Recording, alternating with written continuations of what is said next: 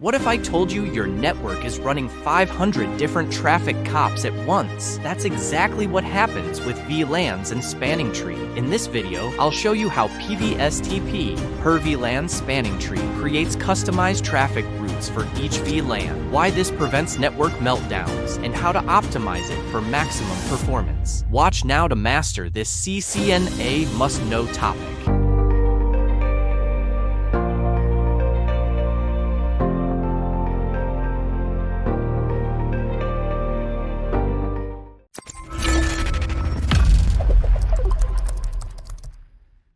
In this course, we will see the principles of spanning tree by VLAN. In this diagram, we can see that all the switches A, B, and C are part of VLAN 10, and VLAN 20 is only configured on switches A and B. In your opinion, is there a loop in VLAN 10 and another in VLAN 20? The answer is no for VLAN 20, because there is only one link between switch A and B, so there is no loop. On the other hand, there is one for VLAN 10, because there are 3 switches in this VLAN.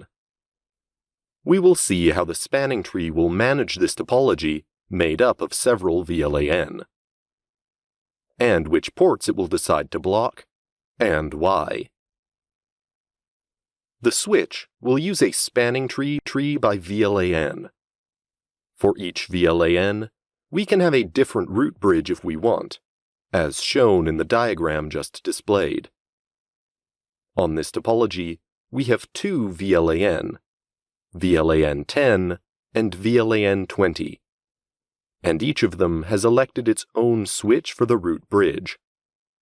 The VLAN 10 took switch A, and the VLAN 20 chose switch B. As you can see, each of the VLANs also has its own blocked port to avoid loops.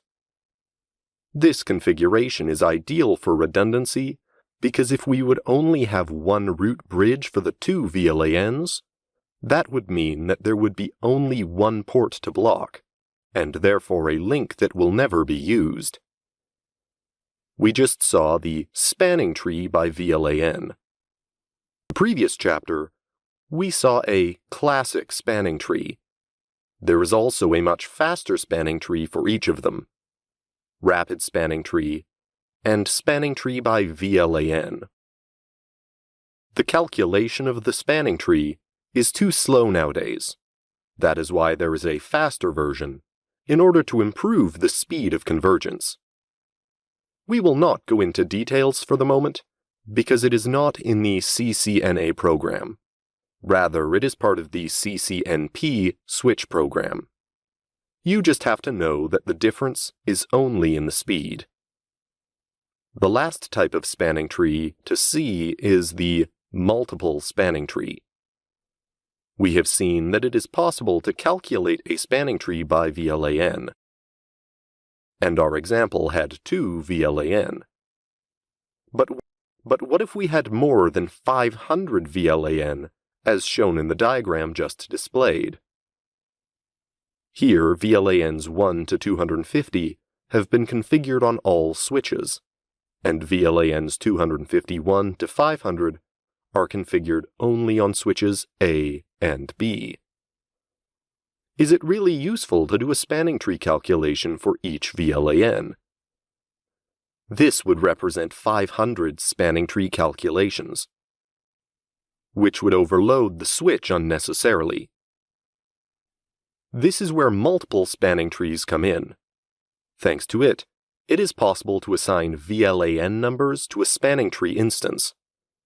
If we use it on this topology, we would therefore have one calculation for VLANs from 1 to 250, and another calculation for VLANs from 251 to 500, which represents only 2 calculations, which is much better than 500. Once again, there is no need to go into detail about this type of spanning tree because it is not on the CCNA's program either. You will only see it if you continue to the CCNP switch.